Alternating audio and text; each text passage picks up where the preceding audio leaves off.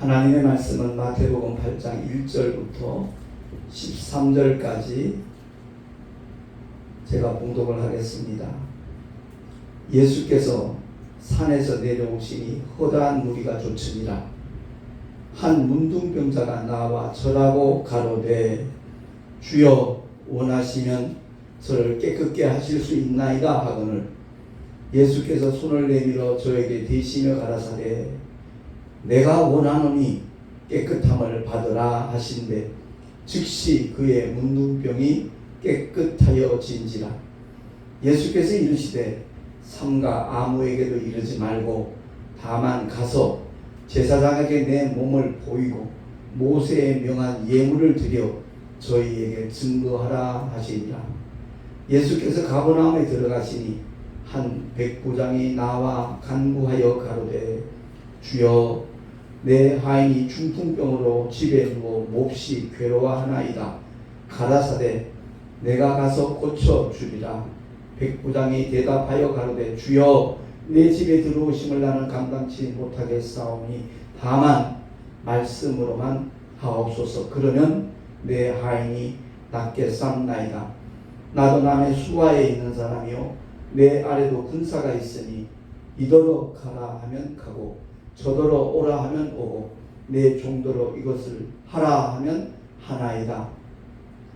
예수께서 들으시고 기이 여겨 좇는 자들에게 이르시되 내가 진실로 너희에게 이르노니 이스라엘 중 아무에게서도 이만한 믿음을 만나보지 못하였노라. 또 너희에게 이르노니 동서로부터 많은 사람이 이르러 아브라함과 이삭과 야곱과 함께 천국에 앉으려니와 나라의 범자손들은 바깥 어두운 데 쫓겨나 거기서 울며 이를 갈미 있으리라. 예수께서 백부장에게 이르시되 가라 내 믿음대로 될지어다 하시니 그 시로 하인이 나으니라. 아멘. 기도하겠습니다. 하나님 아버지 감사합니다. 우리가 믿노라 하면서 신앙생활 하면서도 하나님의 말씀에 대하여 올바로 깨닫지 못할 때가 너무나 많기에 이 시간도 하나님의 성령께서 친히 역사하시사 말씀의 참된 의미, 뜻, 목적 깨달아 알게 하시고 우리가 신앙생활을 헛되이 하지 아니하도록 진리 가운데만 주여 이끌어 주시옵소서. 전하는 자 듣는 자 다 함께 큰 은혜 있기를 간절히 소망하옵고 우리 구주 예수 그리스도 이름으로 감사하며 기도하옵나이다. 아멘. 오랜만에 인사 한번 하십시다. 사랑하며 축복합니다. 사랑하며 축복합니다. 그래요. 우리가 참 이 세상 살아가면서 뜻하지 않은 어려운 문제를 만날 때도 많잖아요. 그럴 때마다 주님을 바라보는 눈이 감겨지지만 않는다면 얼마든지 극복할 수 있고 뛰어넘을 수 있다는 것을 우리의 삶의 자리에서 경험하지 않습니다. 그런데도 불구하고 순간순간 망각할 때가 있어요. 오늘 본문의 말씀을 통해서 정말 우리 기독교 신앙은 무엇인가? 다른 것이 아닙니다. 하나님의 절대 주권을 인정하고 믿는 겁니다. 그리고 내 삶을 그분에게 맡기는 것이 기독교 신앙이에요. 기복적인 신앙이 워낙 득세를 해가지고 막 퍼져나가다 보니까 그게 믿음인 줄 알아요. 주님의 고난에 동참하는 것은 생각지도 아니하고 더 잘 먹고 잘 살려고 몸부림치는 그 모습이 우리들의 모습 아닌가 돌아볼 필요가 있습니다. 그래요. 주님의 몸된 교회는 주님의 특성을 그대로 갖고 있어야 돼요. 그것을 또한 나타내야 돼요. 예수 믿는 사람들, 특히 주의 종들은 주님의 길을 따라가겠다고 작정한 사람들이잖아요. 그런데 현재 삶의 자리는 그것과는 너무나 동떨어져 있는 모습으로 있을 때가 너무나 많은 것을 우리가 부인할 수가 없거든요. 오늘 본문에 한 문둥병자가 나왔습니다. 그가 주님 앞에 엎드려 절하면서 그의 고백이 뭐예요? 주여 원하시면 나를 깨끗게 하실 수 있나이다.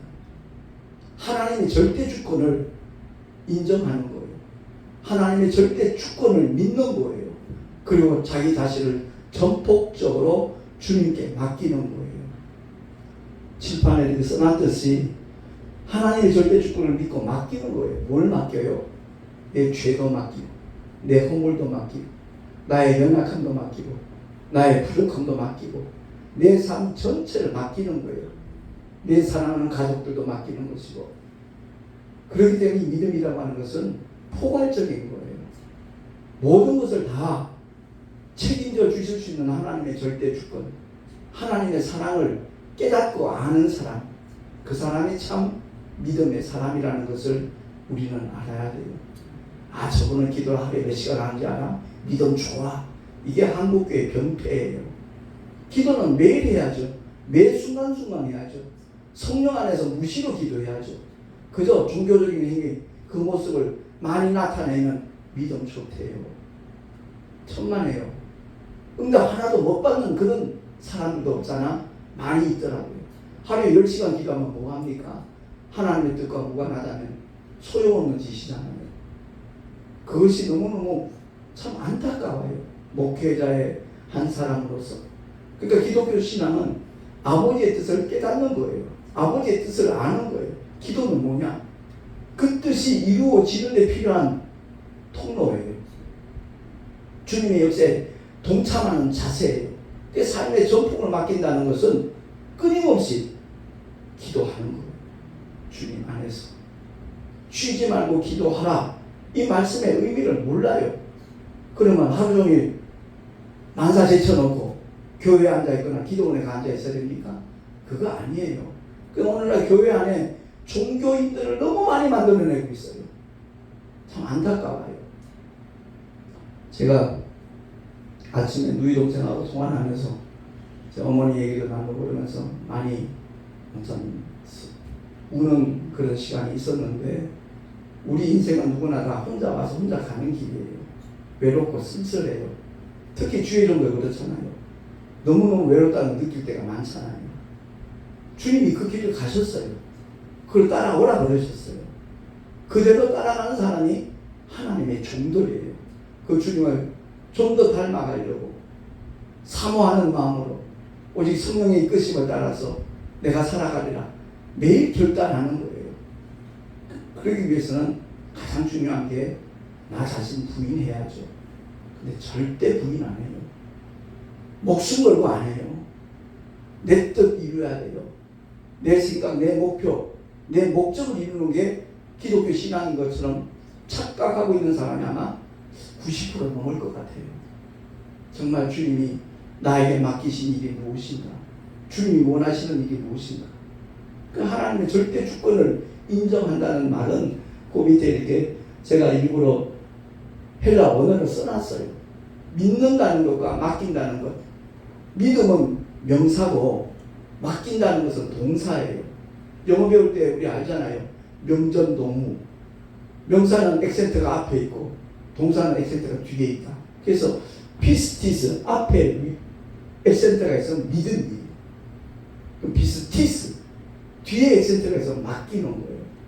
그러니까 하나님의 절대 주권을 믿고 내 삶을 온전히 맡기는 것, 그게 기독교 신앙인데 그것과는 전혀 무관한 그런 모습으로 어쩌면 자기 자신의 종교적인 열심, 그게 대단하면 아, 저분 참 믿음 좋아, 이렇게 착각들을 하죠. 그걸 일반화시키고 말았어요. 그게 기독교 타락의 시발점이에요. 그렇습니다. 우리는 하나님의 말씀을 내게 주신 명령으로 어명이요 하면 그 약사발을 먹으면 죽는 줄 뻔히 알면서도 벌컥벌컥 마시잖아요. 그게 어명이잖아요. 근데 하나님의 어명은 죽이는 어명이 아니라 살리는 어명이거든요. 그렇기 때문에 우리가 기도를 하든 성경을 보든 전도를 하든 정말 하나님께서 내게 명하신 그 명령을 내가 이행하는 것이다 라는 사실만 잊지 않으면 삶의 자리가 때로는 고달파요. 힘들어요. 그래도 주님이 붙잡아 주시거든요. 주님 주시는 기쁨이 끊임없이 공급되니까 나이 70에도 택시 전도하는 거예요. 이 희열은 너무너무 값진 거예요. 그것으로 고생으로 끝나는 게 아님을 너무나 잘 알기에 위에서 부르신 부름의 상, 그것을 얻기 위하여 가장 몸부림쳤던 사람이 사도 바울이잖아요. 복음을 몰랐을 때는, 율법 아래 있을 때는 예수 믿는 사람들 잡아 가두는 데 앞장섰던 사람이에요. 살기가 든든했어요. 스데반 집사가 돌에 맞아 죽는 그 현장에서 가편에 서 있던 사람이에요. 그러나 주님을 만나는 순간 꼬꾸라졌죠. 다메섹 도상에서. 정오의 태양보다도 더 밝은 빛의 근원 되신 부활하신 주님, 그 주님을 만나는 순간 그는 눈이 멀어버렸어요. 그리고 아나니아 선지자에게 안수받은 것, 침례받을 때 성령이 그에게 충만하게 임했고, 그는 성령 충만받은 상태에서 조용합니다. 함구합니다. 자기가 알고 있던 그 율법 다시 재해석해야 된다, 점검해야 된다는 거 깨달았고, 그야말로 예수가 복음이심을 깨달았으니 아라비아로 내려가서 3년 동안 오직 말씀에만 매진하는 겁니다. 그 두 가지가 충족되고 나니까 비로소 하나님이 쓰시는 거예요. 이방인을 위하여 택한 나의 그릇이라 말씀하신 그대로 온 생애를 복음 전파에 앞장선 사람이 사도 바울이잖아요. 우리는 성경을 어렵게 생각하면 안 돼요. 복잡하게 생각하면 안 돼요. 누가는 의사예요. 굉장히 합리적인 사람이에요. 복음서를 보면 병 고치는 현장에도 누가복음은 표현이 좀 달라요. 손을 얹어요. 손을 얹어 병자들에게. 그러니까 질병이 떠나가요. 마치 의사가 청진기 되듯이 예수님의 사역을 그렇게 묘사를 해요. 굉장히 합리적이에요. 그가 사도행전을 또 기록을 하잖아요. 그 사도행전을 보면 성령의 역사예요. 그러니까 우리가 성령 충만에 대해서 오해하는 경우가 굉장히 많아요. 나하고 좀 다른 시각으로 이 성령론에 대해서 강의하는 목사님이 계셔서 며칠 전에 짧게 한번 내가 질문을 했어요. 그랬더니 그 목사님은 누가복음 23장하고 그러고 난 다음에 사도행전 1장 8절 이하에 나오는 그 성령 임함의 사건을 전혀 달리 구분을 해서 표현을 하고 있더라고요. 누가복음 23장 성령을 받으라, 아니 요한복음 20장 성령을 받으라 하는 그 순간에 성령이 그들에게 다 임해 있는데 그때는 성령 충만이 아니었다는 그렇게 표현을 하더라고요. 아, 그렇게 볼 수도 있겠구나. 제가 그렇게 느꼈어요. 그러나 분명히 우리가 알아야 되는 것은 요한복음 20장에 24시간 성령을 받으라 하는 그 순간에 그들에게 성령 다 임했다라고 그렇게 간주하는 것 자체가 조금 생각을 달리해야 되지 않나. 그러니까 너희는 반드시 성령을 받아야 된다 하는 것을 주님이 성령을 받으라 라고 표현한 것이고, 몇 날이 못 되어 너희가 성령으로 침례받을 것이다. 사도행전 1장 5절 그 말씀이 오순절 마가다락방에 실현된 거예요. 근데 그것을 이렇게 다르게 구분을 하니까 어떤 분들은 좋아하는지도 모르겠지만 아니요, 혼돈 상태에 빠질 수가 있어요. 성령 세례나 성령 충만이나 성령의 인치심이나 똑같은 하나님의 역사가 동시에 이루어졌는데, 제가 일전에도 그런 표현한 적이 있지만 성령이 충만이 단계적으로 10% 임했다, 30% 임했다, 한 1개월 지나고 난 다음에 50% 임했다, 1년 지나고 난 다음에 100% 임하는 그런 성령의 역사가 아니에요. 성령은 하나님이셔요.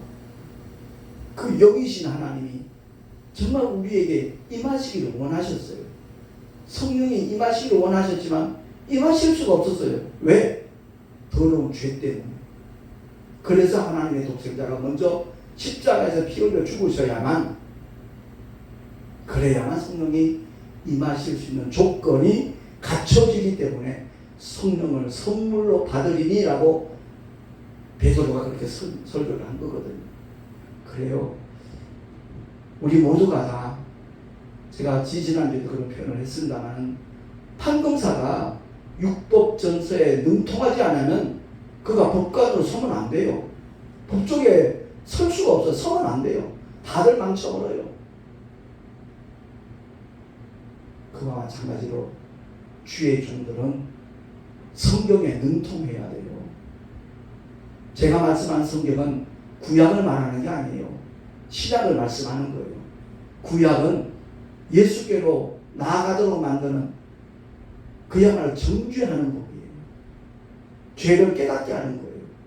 어쩔 수 없는 난 죄인이구나 하는 것을 발견하고, 죄인이니까 누가 필요해요? 메시아가 필요하잖아요. 복음으로 나아가도록 하기 위해서 하나님이 먼저 유대인들에게 율법을 허락하신 거예요. 그리고 2000년은 예수께서 오셔서 만민에게 미치는 가장 기쁜 소식, 예수의 이름이 나타나신 것이고, 그 이름을 믿고 영접하는 모든 사람에게 구원을 주시는 것이 하나님의 뜻인 줄로 믿으시기 바랍니다. 그래서 예수 그리스도 이름으로 침례주는 것이 사도행전에 좀 나열되잖아요. 누가 물어요. 그럼 예수 그리스도, 예수는 뭐고 그리스도는 뭐냐? 예수는 하나님의 이름이고 그리스도는 그 사역이 있는 거예요. 구세주로, 구원주로, 구원하기 위한 그 역할이 바로 그리스도라고 표현이 되는 거예요. 그러니까 성부와 성자와 성령 하나님의 이름이 예수인데, 성부도 성자도 성령도 다 우리를 구원하기를 원하시는 하나님이셔요. 그래서 예수 그리스도로 베드로가 침례주라고 설교를 한 거예요. 실패했던 그들이 두 번 다시 실패할 수 없었어요. 근데 분명히 마태복음 28장에는 아버지와 아들과 성령의 이름으로 세례주라 이렇게 명했는데, 제자들은 한 사람도 그렇게 말하지 않아요. 왜? 아버지와 아들과 성령의 이름이 예수니까. 그래서 사도행전 전부 예수 그리스도 이름으로 진례를 했어요. 그게 진리예요. 근데 성경을 자꾸만 건성으로 보니까 그 의미를 몰라요. 제가 가장 강조하는 것 중에 하나, 스데반 집사가 돌에 맞아 죽은 사건. 왜 그랬죠? 고정관념 때문에 그래요. 구약의 모세가 만난 하나님도 성부 하나님으로 유대인들은 알고 있었는데, 스데반 집사가 아니다, 천사다, 하나님의 사자다, 그 율법을 천사의 손을 빌어서 하나님이 주신 것이다, 이렇게 설교를 하니까 막 소리를 지르면서 귀를 막고 분이 난 거예요. 얼마나 화가 치밀어 올랐으면 사람을 자기 보는 앞에서 그 뾰족한 돌들을 들어가지고 던지겠어요. 얼마나 맞았으면 죽기까지 하겠냐. 고정관념 진짜 무섭습니다. 제가 요즘 정말 이 운동을 계속 펼쳐나가야 되겠다라는 마음을 가지게 되는 게 그거예요. 자기 똑똑 내세우고, 그건 목사님이 이론이지요, 목사님 주장이죠. 아니요, 전 제 주장을 하기 위해서 강단에 서 있는 사람이 아니에요.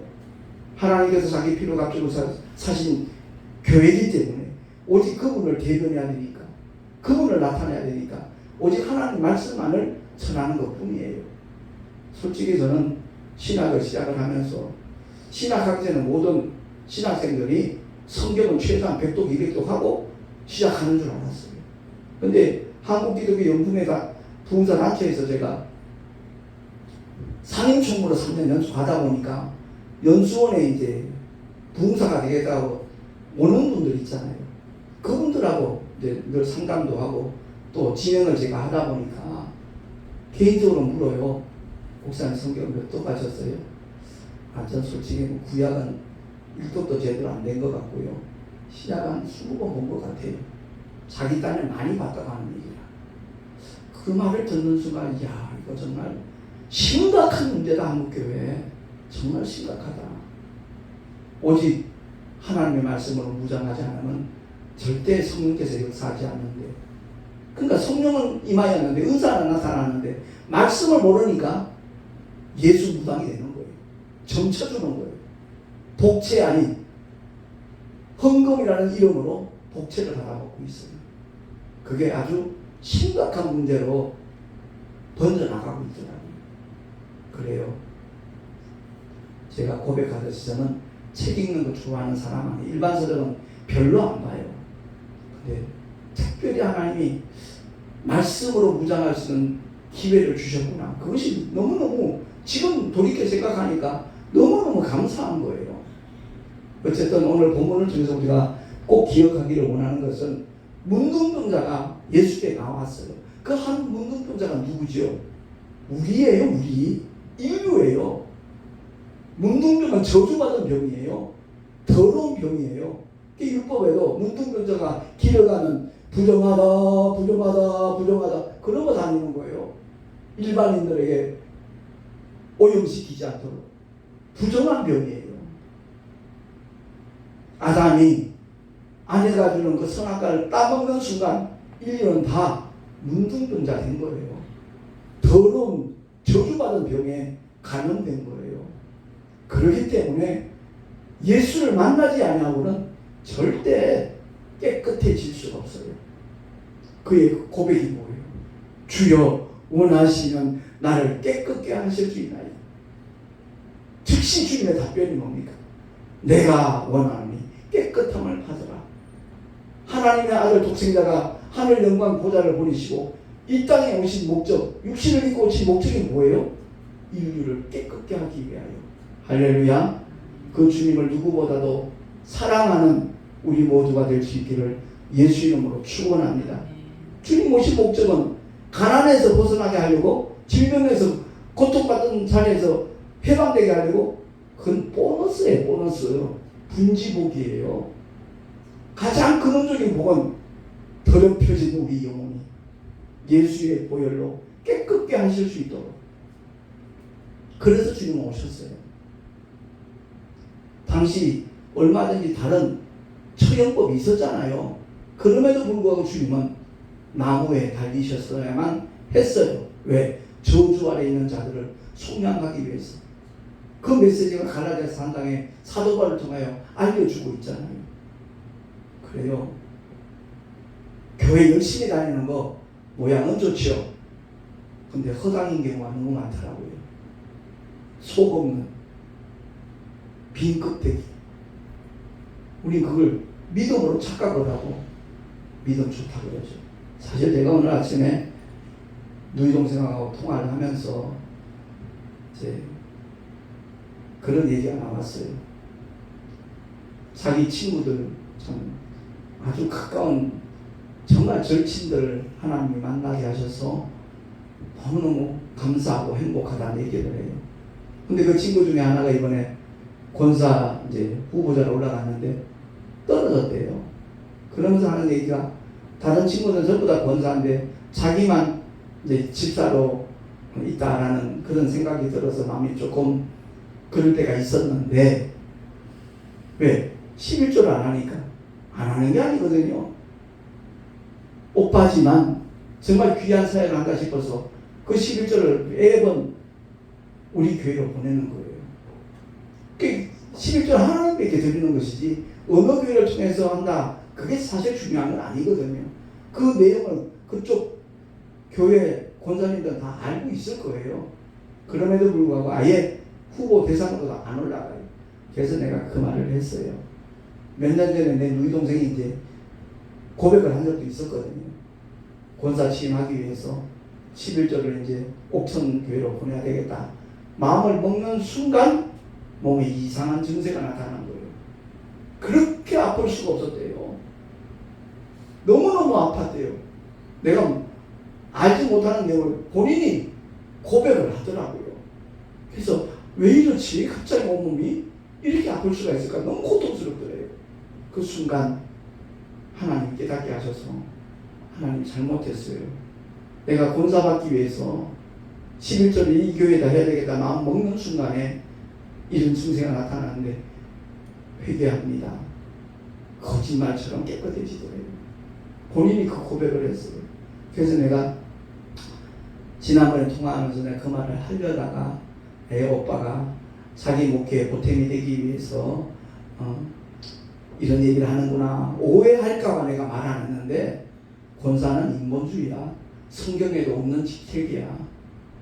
그야말로 많은 교회들이 인본주의 목회하는 목사님들이 뭐 까놓고 얘기를 하더라고요. 아, 그 사람은 권사 취임해야 우리 교회 안 떠나지.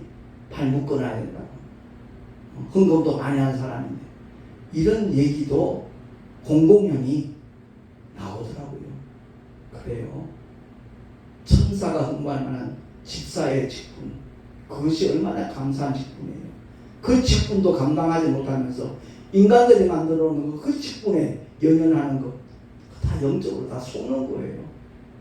제가 이런 걸 연구하는 사람이 아니라고 고백하잖아요.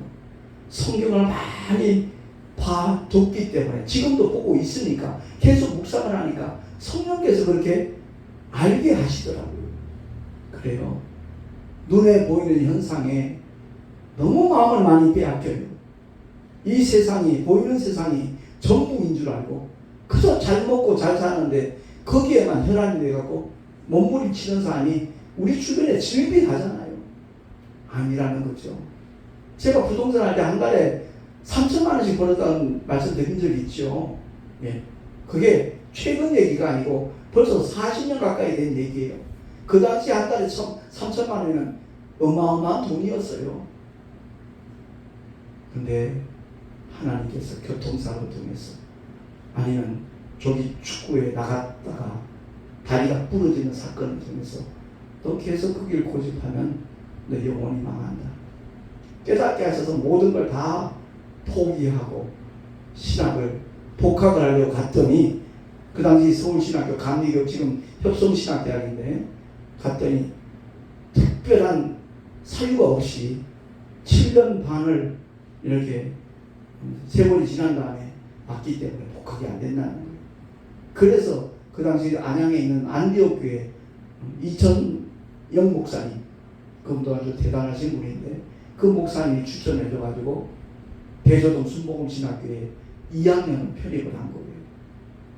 참 그 모든 과정들이 참 무슨 드라마 같은 얘기였지만 제게는 잊을 수 없는 정말 하나님의 손길이었다 하는 것을 깨닫거든요. 그래요. 누구를 막론하고 하나님의 말씀을 무장하지 않은 상태에서 그저 은사만 사모하면 90% 이상 신비주의에 빠집니다. 곁길 갑니다. 그래서 한 문둥병자가 누구를 의미하는가? 우리 인류 전체다. 주님이 이 세상에 왜 오셨는가? 내가 원하노니 깨끗함을 받으라. 인류가 다 구원함에 이르기를 원하시는 것이 주님의 마음인 줄로 믿으시기 바랍니다. 그럼 주님의 마음과 우리 마음이 일치만 되면 되는 거예요. 그리할 때 하나님께서는 연약하고 부족하지만 허물투성이었던 김기용 목사였지만 참으로 새로운 이름으로 새로운 사역을 진행할 수 있도록 도와주시더라는 거죠. 주님의 이끄심을 받는 것보다 복된 삶이 세상에 어디 있겠습니까? 그래서 이어서 나오는 그 백부장의 믿음. 그 백부장은 자기 수하에 100명의 부하가 있는 사람이 백부장이잖아요. 그가 주님을 찾아왔어요. 다시 말해서 수고를 했어요. 무슨 문제 때문에? 잘 먹고 잘 살려고? 아니요. 자기 하인이 중풍병에 걸려서 고통당하는 것을 보고, 당시 하인이라 하면 하나의 물품 취급이에요. 재산 중에 하나 정도로 여겼던 시대예요. 근데 그 하인이 중풍병에 정말 고통받는 것을 보고 백부장이 직접 예수님을 찾아왔다는 사실입니다. 사랑은 결코 구호가 아니라 행동이라는 것, 액션이라는 것, 수고가 따르지 않는 사랑은 거짓말이라는 것, 우리는 깨달아야 되거든요. 그래서 예수님을 찾아온 그 모습이 얼마나 아름다웠겠어요. 그래서 주님이 내가 가서 고쳐주마. 아니요, 우리 집에 오시면 내가 감당치 못하겠습니다. 주님이 말씀만 하세요. 그러면 내 아이이 낫겠습니다. 그러면서 그의 삶의 현실을 빗대어서 표현을 하잖아요. 이대로 가라 하면 가고 저대로 오라 하면 오고 이것을 하나만 하나이다. 주님이 절대 주권자이신데 말씀만 하시면 바람도 멎고 파도도 잔잔해지는데 말씀만 하시면 내 하인이 낫겠습니다. 주님이 감동받으시잖아요. 내가 이스라엘을 이만한 믿음 만나보지 못했다. 저는 참 약점도 많고 결점도 많은 사람이에요. 근데 하나님이 왜 나를 사랑하실까? 그 생각을 혼자 있을 때 가끔 해요. 아, 하나님의 말씀을 내가 사랑하니까, 무장하니까, 끊임없이 그 말씀을 되뇌이니까, 운전을 하면서 길을 가면서도 그 하나님의 말씀을 묵상하는 게 제 삶이에요, 사실은. 그래서 하나님께서 이렇게 사랑하시는구나, 쓰시려고 택하셨구나, 그 생각이 들어요. 말씀 무장하지 않으면 정말 잘못된 십상입니다. 태초에 말씀이 계시다면서요. 이 말씀이 하나님과 함께 계셨다고요. 이 말씀이 곧 하나님이시라고 했어요. 그 말씀이 육신되어 오신 분이 성육신 사건, 성탄절의 사건이잖아요. 그래요. 주님 사랑한다 그러면서도 성경 읽으면 졸릴 따분하대. 그 믿음 정말 잘못된 믿음이에요. 말씀이 하나님이신데. 제가 피해에서 이제 관리사님 있을 때 이제 하사관들이, 요즘 부사관이라고 그러죠. 하사관들이 이제 일과 시간에도 그 사람들은 이용을 할 수 있으니까, 장교들도. 내가 성경을 보고 있어. 아이고, 김병자 또 성경 봐. 따분하지도 않아. 따분하긴요. 이게 얼마나 정말 주옥 같은 말씀이고, 내 마음속에 기쁨과 희열을, 하늘의 소망을 주시는 하나님의 살아있는 말씀이, 무슨 또 말씀이 살아있어? 아니요, 살아있어요. 그렇게 성경을 볼 수 있는 은혜를 하나님이 주셨거든요. 실제로 주변에 성경책을 수면제로 삼는 다른 사람들도 있어요. 심지어 그거 보다가 이제 성경을 베개로 쓴다나? 참 딱하기도 하고, 정말 하나님 긍휼히 여겨주세요. 나도 모르게 그런 표현이 나오더라고요. 그래요. 백부장의 믿음. 그 믿음이 우리가 추구해야 될 믿음이에요.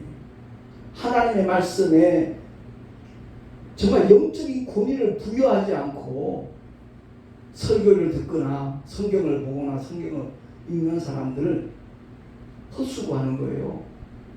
그 말씀이 절대 본인에게 실제로 경험되지 않아요.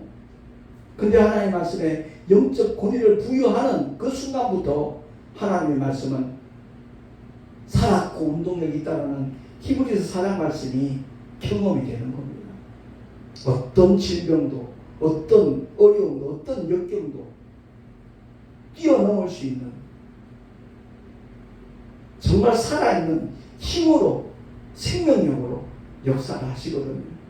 제가 오늘 본문의 제목을 절대주권, 주님의 절대주권을 믿고 순종하라라는 제목으로 이렇게 붙여봤는데, 이것이 그대로 삶 속에 적용되는 사람이 있다면 그 사람은 이 세상에서 가장 복된 사람입니다. 나그네 인생을 마치는 순간 그가 걸어온 그 발자취가 하늘의 상급으로 직결이 될 것이고요. 그를 통하여 영광 받으신 하나님께서는 알게 모르게 그 사람의 삶을 지켜보는 이웃들이 있어요. 내가 이 동네 나가면 내가 목사인 줄 밝힌 적도 없는데 알아요. 왜? 왜? 교회 앞에 택시가 서 있지? 교회에서 누가 나오더니 택시를 타고 나가는데 새벽 4시 이후면 꼭 택시가 또 그게 서 있거든요. 궁금해 하죠. 그래서 제가 이번에 신문 나온 거는 이 주변에 영업장에 다 한 분씩 갖다 드렸어요. 이웃이 뭐 하는지 한번 내용을 읽어보시고 기도로 응원해 주시든지 마음으로 응원 좀 해주세요. 예, 목사님 알겠습니다. 꼭 읽어볼게요.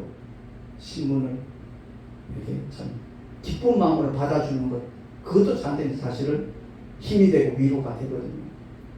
이번에 정기총회에서 제가 총회장직을 연임하게 되었는데, 제가 감사한 것은 그 생각이 들어요.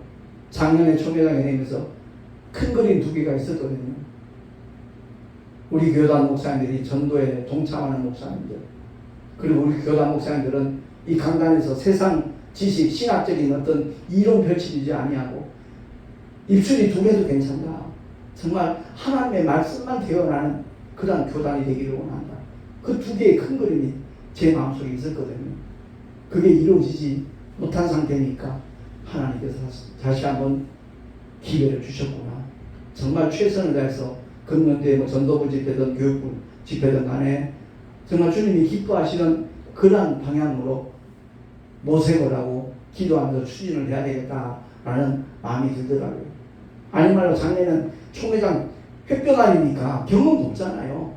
근데 1년을 지나고 나니까 윤곽이 나오는 거예요.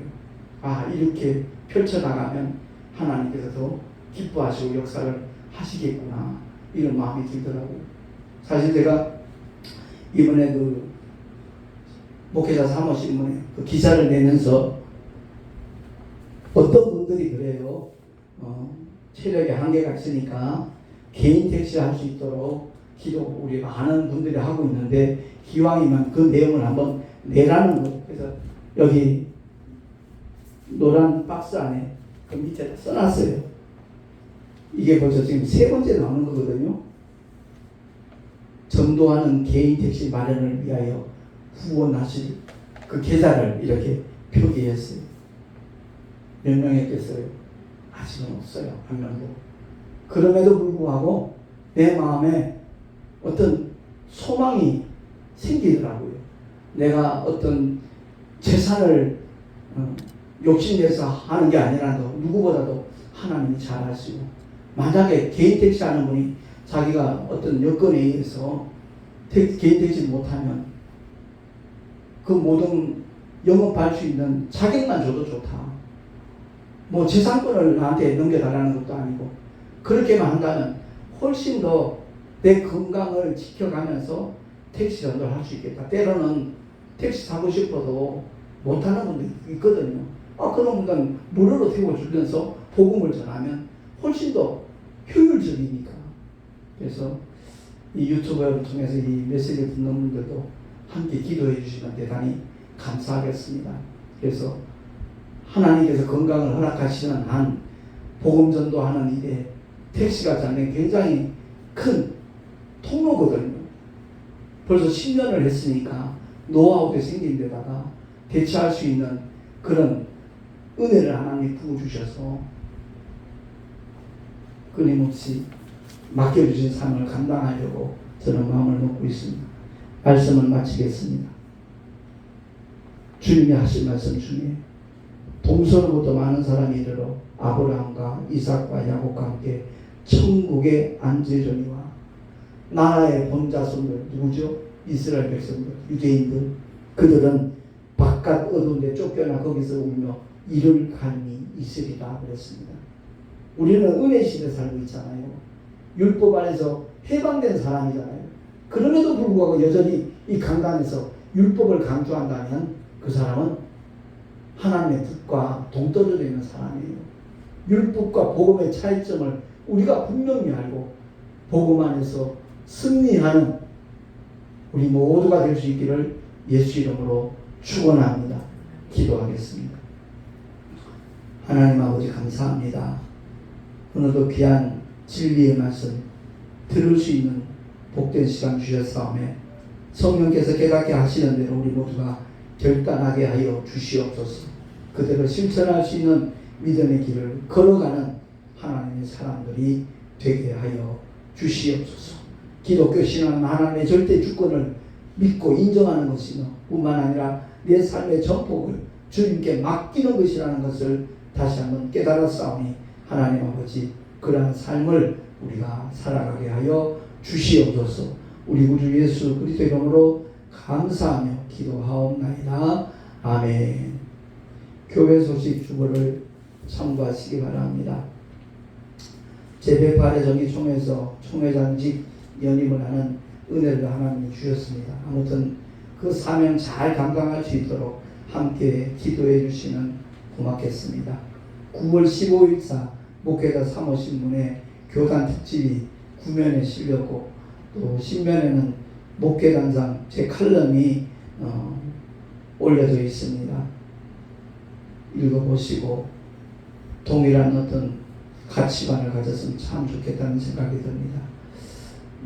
기도해 주셔서 저희 어머니가 그 낙상사고로 무릎 수술 받았는데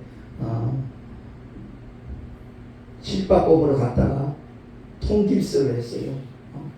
굉장히 3주 동안 불편한 상황일 텐데 어저께 집사람이 통화를 하는데 너무나 긍정적인 에너지로 말씀을 해서 밝은 표현을 해줘서 집사람이 굉장히 참 고마웠다는 얘기를 하더라고요. 함께 기도해 주셔서 3주 동안 아무튼 통깁스가 불편하지만 믿음으로 잘 이겨낼 수 있도록 중보 기도해 주시면 감사하겠습니다. 드린 예물 위하여 잠시 봉헌 기도하고 축도로 예배를 마치도록 하겠습니다. 하나님 아버지 감사합니다. 주님을 예배하며 11조와 여러가지 모양의 헌물을 드렸습니다. 주일연금을 드렸습니다. 기쁘시게 연락하여 주시고 아버지의 뜻대로 쓰임받게 하여 주시옵소서. 드린 손길들마다 복된 삶으로 이어지게 하시고 하늘의 귀한 상급으로 또한 쌓여지게 하여 주시옵소서. 우리 구주 예수 그리스도의 이름으로 감사하며 간절히 축복하며 기도하옵나이다. 아멘. 이제는 우리 주 예수 그리스도의 크신 은혜와 하나님 아버지의 영원하신 사랑하심과 보혜사 성령 하나님의 내주교통 인도하심과 축복하시니 오늘 주의 말씀을 듣고 하나님의 절대 주권을 인정하고 믿고 따르며 또한 내 삶 속에 주님만을 모셔드리리라 결단한 하나님의 사람들 머리 위에 그 가정과 자녀들과 경영하는 모든 일들과 주님께서 피로 값주고 세우신 주님의 모든 교회들 위해 지금으로부터 영원토록 함께 있을지어다. 아멘.